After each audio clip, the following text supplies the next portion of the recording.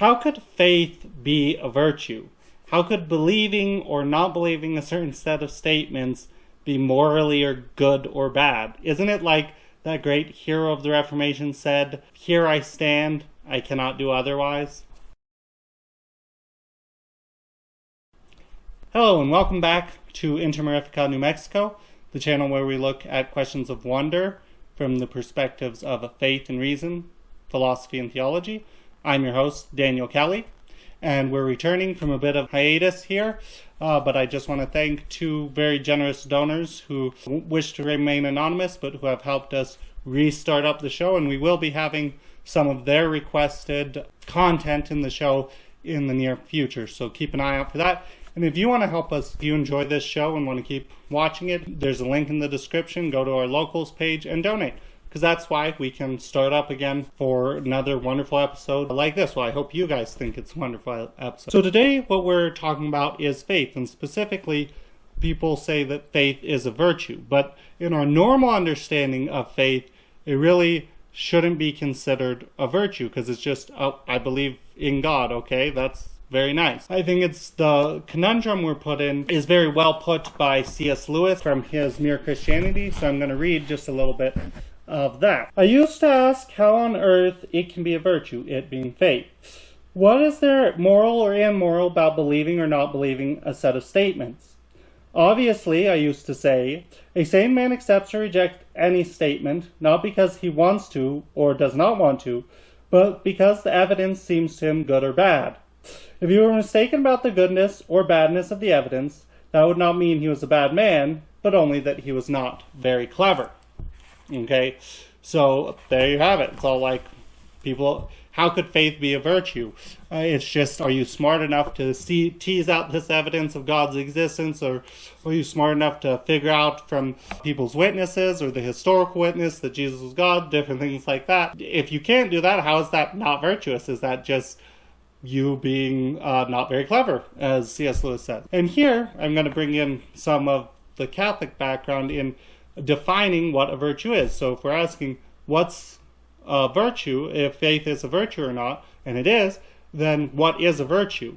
And so the Catechism of the Catholic Church says, a virtue is a habitual and firm disposition to do the good, and this is from section 1803. It allows the person not only to perform good acts, but to give the best of himself. The virtuous person ends towards the good with all his sensory and spiritual powers. He pursues the good and chooses it in concrete action. The goal of a virtuous life is to become like God. Okay, awesome. So that's in a nutshell. I think that's a super good description of what a virtue is. But this makes it even worse, because it says right there, a virtue is a habitual and firm disposition to do the good. So how can faith be a habit? Isn't it just me believing or not believing? And in some ways, Christians would say it's just a one-time thing, where if you believe it, and even if you later don't believe it, then that one-time faith still saved you. So how could faith be a virtue? Well, to understand this, let's look at a few different definitions of faith. One definition that I really like and I come back to a lot, but I couldn't find the source right now. If I find it later, I'll put it in the description.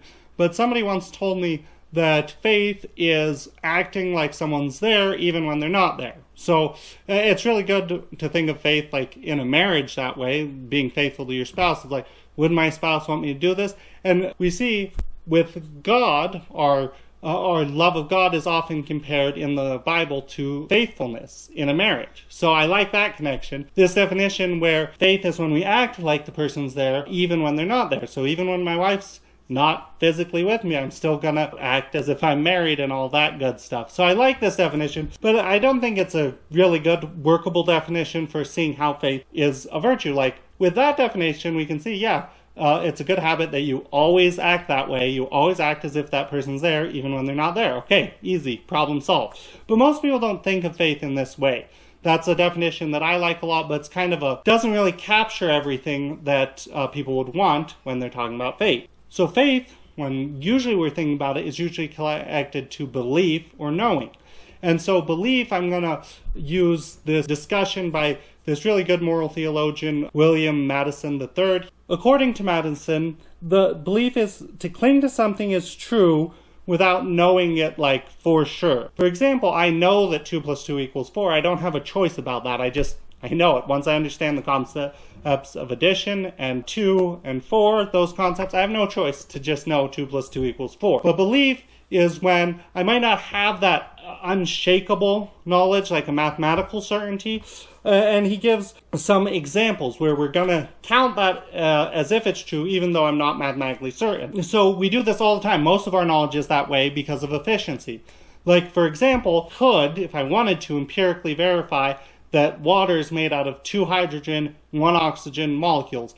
I'm just trusting, though, that that's the way it is, because I'm never going to go through the calculations and the chemical things to figure that out. Maybe a lot of people do. Maybe a lot of people who took chemistry have figured that out and stuff. But for me, I'm just going to take that. I'm just going to believe the people who say that, because I have reasons to believe that they're trustworthy. Or there's all kinds of things that we do. The earth being round. I have not empirically figured that out. I could. You can even figure out the earth's round like the ancient Greeks did, just by looking, triangulating the shadows and all that good stuff. You can even figure out its diameter. I can't do it, but somebody could. So for somebody who's doing it, he's not believing, he knows it's that way. But for me, I'm just going to believe that the sources I have that are trustworthy. That's what most our knowledge is. It's just, I believe that this is true because I know that the sources that I have it from are trustworthy. Okay, but all this stuff, I could theoretically, empirically test it. But there's matters of belief that you can't empirically test, but they are true or not true. Like, for example, here's a question that matters a lot to a lot of people. Will this person that I'm seeing make a good spouse for me? And that is definitely true or false. Either that person will make a good spouse or won't make a good spouse, but you can't empirically test it. There's no evidence. You gather evidence, you try to look at all the factors, but you just have to make a trustworthiness call. So those are kind of the two forms of belief. One, there's things that we can't empirically test that are either true or false, but you can't empirically test them. But then there's the whole body of knowledge that, yeah, you could theoretically empirically test, but just for efficiency's sake, we're not going to. So that's belief. It's connected to faith. So how does it connect to faith? Because most people, we think, oh, our beliefs are connected to our faith. Where is this connection? How is it faith being a good habit connected with belief? Well, Madison has a really, really good reflection on this that I want to share with you. He says, since the goal of belief is to grasp the truth, right? That's why we have these beliefs, different kinds of beliefs. We want the truth, even though we can't have mathematical certainty, we still want that truth. Since the goal of belief is to grasp the truth, a good habit is believing the accurate or truthful answers to those questions. So he's saying big questions. So basically, what Mattinson is saying is a good habit, the virtue of faith, is believing true things. What we believe is true, and we have habits for figuring out what is true, then that is virtuous. And I think, yeah, okay, we could agree with that. How would we get into this habit of believing true things? You know, true beliefs, if you have one true belief, it strengthens all your true beliefs. Like, true beliefs lead one to another. So if we have a foundation that's true and we build off that foundation, well, we're going to have more true beliefs. That's how all the sciences work. That's how philosophy works. That's how theology works. Okay, here's our foundational truths that we're sure of, and then we can build off. And if those foundational things are wrong, what we build off them are more likely going to be wrong. But if they're true, then more likely what we build off them will be true. So how we habitually do that is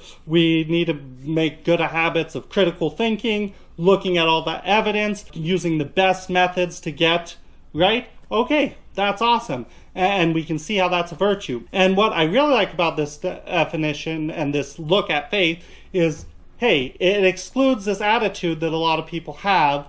And I'm going to share a video in the description from Dr. Gavin Ortlund. He talks about how a lot of people are like, yeah, I've seen this convincing evidence for Christianity. I've seen these different proofs, and but I just don't have this feeling of being convinced. Like, I can't help what I believe. And I've heard that a lot. A lot of people are like, okay, I don't see a way around your argument, but yeah, it seems plausible, but I can't help what I believe. I'm just not convinced. I don't feel convinced, so I can't help what I believe. Martin Luther, here I stand, I can't do otherwise. And intuition and fittingness do help play a huge part in figuring out what true beliefs are, but we can help what we believe. If the evidence and everything that we have, including our intuition and our feel for what is fitting and good, all that, if all that seems to go against what we feel in our level of feelings is true, well then maybe we do need to change what we believe. We can help what we believe.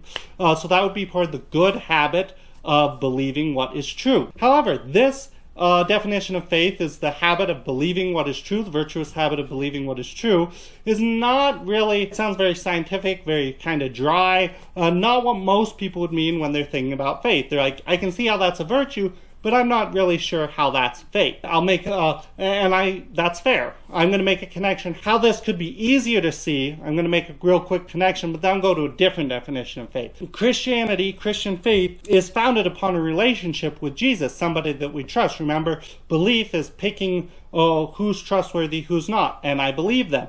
Well, the most trustworthy person would be Jesus.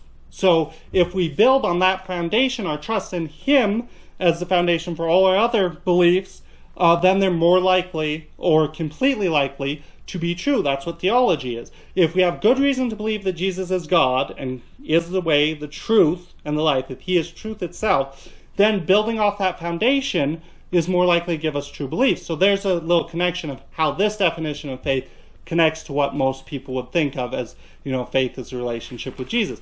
But I wanted to give us another definition of faith, and how I think it could really help us understand how faith is a virtue. I'm going back to the Catechism. This time we're looking at section 1814, the Catechism of the Catholic Church, which is super great. Whether you're Catholic or not, you should read through it, and I think you'll just be inspired by how clear everything is in there. So in section 1814 it says, faith is the theological virtue by which we believe in God, and believe all that He has said and revealed to us, and that Holy Church proposes for our belief, because He is truth itself. By faith, man freely commits his entire self to God. For this reason, the believer seeks to know and do God's will. The righteous shall live by faith. Living faith works through charity. Boom. That's like the best definition ever. All these other things that we've been talking about, it kind of gathers up, right? So we know that God is trustworthy. Faith is but where we believe in Him. He's the foundation. What He said and revealed is the foundation, and He reveals Himself through the church. If you disagree with that, that's okay. That's a discussion for another time. But we know what God has revealed, and that's the foundation of our beliefs. But how would we make a habit of believing what God says? Either you do or you don't, right? Okay, I believe what God says. Oh, that's good. How's that a habit, right? Well, there's a bunch of ways we could make a habit of believing all that He has revealed to us. We can make a habit of studying the Bible. We can make a habit of holding fast to the traditions handed on to us, as St. Paul commands us. In the New Testament, he says, hold fast to what was handed on to you. That word, handed on in the Greek, is the same word for tradition, right? So hold fast to these sacred traditions. Being guided by the church, habitually saying, okay, I know sometimes I get things kind of confused and kind of messed up. I'm going to make it a habit to put the church's judgments above just my own weak judgment. And these ways we can discern, okay, what is God revealing in my life? How is it based off Scripture? How's this? And so we can discern what He's revealing to us personally. So we can make a habit of that. So that's one way we can make this habit of habitually believing what God says. And I think that's all really important. So we should make a habit of reading the Bible, listening to the sacred tradition, listening to the church, all these good things, so we can discern in our lives what God's revealing to us. But there's another way faith is a habit that C.S. Lewis talks about that I think is just super duper important. And this cuts to the heart of what I think sometimes we miss about faith being a habit, a good habit, a virtuous habit. How faith is a virtue. C.S. Lewis says, and this is from his Mere Christianity again, I was assuming that if the human mind once accepts a thing as true, it will automatically go on regarding it as true, until some real reason for reconsidering it turns up. In fact, I was assuming that the human mind is completely ruled by reason. But it is not so. And skipping ahead a bit, he says, the battle is between faith and reason on one side, and emotion and imagination on the other. Faith, Lewis goes on, is the sense in the sense in which I'm here using the word, is the art, and when he says art, we could say habit, of holding on to things your reason has once accepted, in spite of your changing moods, for moods will change. Whatever view your reason takes, I know that by experience. Now that I'm a Christian, I do have moods in which the whole thing looks very improbable. But when I was an atheist, I had moods in which Christianity looked terribly probable. This rebellion of your moods against your real self is going to come anyway. That's why faith is such a necessary virtue. Unless you teach your moods where they get off, you can never be either a sound Christian or even a sound atheist, but just a creature dithering to and fro, with its beliefs really dependent on the weather and the state of its digestion. Consequently, one must train the habit of faith. Right? So just because I know something's true, and my reason has said, okay, that thing's true, that doesn't mean that my moods and stuff aren't going to rebel, as C.S. Lewis says, against what my reason knows to be true. So in this sense, and I think this is a really, really good sense, faith is the habit of holding on to what we know to be true, even when it's difficult. We have to know it's true. If we don't have good evidence and stuff, that's a whole different discussion. But once we've determined this thing is true, we need to hold to it. Like, if I've determined that my spouse is a trustworthy person and wouldn't do these sorts of things, well, there's times when I'm going to be annoyed, there's going to be difficulties, they're going to be like, maybe she doesn't seem very loving right now, but if you have to hold to, this is one of the most important things in life, what you know to be true. I know my spouse loves me. I know these things about God. I need to hold to him. Faith is the habit of holding to what you know to be true. And it takes, like any habit, it takes exercising to do that. C.S. Lewis talks about how we could exercise this. If you have once accepted Christianity, then some of its main doctrines shall be deliberately held before your mind for some time every day. This is why daily prayers and religious readings and church-goings are necessary parts of the Christian life. We have to be continually reminded of what we believe. Neither this belief nor any other will automatically remain alive in the mind. It must be fed. And as a matter of fact, if you examined 100 people who had lost their faith in Christianity, I wonder how many of them would turn out to have been reasoned out of it by honest argument. Do not most people simply drift away? Right? And that's true for any belief. If I don't hold it before my mind, it's going to get rusty and disappear, whether or not I'm convinced of other things being true. I like how Monsignor Ronald Knox, and I'll put some links to, he's a really, really wise person who lived same time as C.S. Lewis in the early 20th century, late 19th century. The only person, by the way, to single-handedly have translated the whole Bible into English. I really like how he says, a lot of times when we wake up in the middle of the night or different times, we're just going to say, hey, Christianity, God doesn't really seem that likely. Like all my emotions towards Christianity makes it seem not likely. And that's when it's really helpful if we've gone through like St. Thomas's 5 proofs for God. Those don't necessarily convince other people that we're talking to. Maybe they do, maybe they don't. But they help us. Our reason comes to the rescue when our emotions are not doing the job. And we need to train ourselves in this, in looking at the reasons we believe and different things like that. This is the habit of faith. But all this, of course, that we've been talking about, training, sticking to what you know to be true, having true beliefs, all that, that's not the whole picture from the Christian side, right? Faith, from a Christian understanding, is a total gift from God. We can't know what's true without God, who is truth himself, giving himself to us first. So it's a total gift. We have to work on it once he's given it to us. Just like keep my body healthy, my body is a complete gift. I didn't do anything to make this body. But I have to keep it healthy. I have to work at keeping it healthy. Faith's the same way. And God gives us this, as the Catholic Church teaches, he infuses that faith into you in your baptism. So you already, if you've been baptized, you have that habit, you just need to keep it. You have that habit of believing what is true, of acting like God is there, of even when you don't feel like he's there, of believing true things. It's really wonderful. God gives us that gift of holding to his word, of holding to what he's revealed to us in baptism, and he increases it in confirmation, but that's for another video. So thanks be to God thanks be to God that He's already done the hard part. And we have this wondrous gift of faith, this habit of believing what is true.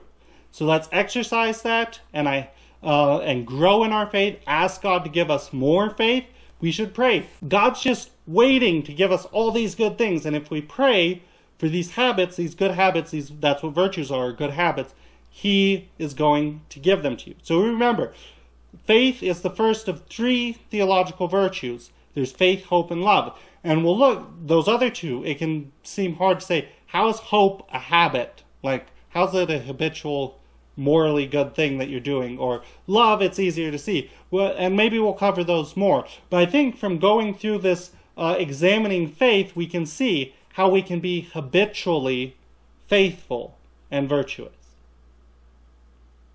Thank you. I hope that was helpful to you, and you have a very blessed day. Thank you for watching. I hope you enjoyed it. Please hit the like button and drop a comment down below. If you really liked it, consider subscribing and hitting the bell notification so you never miss a video.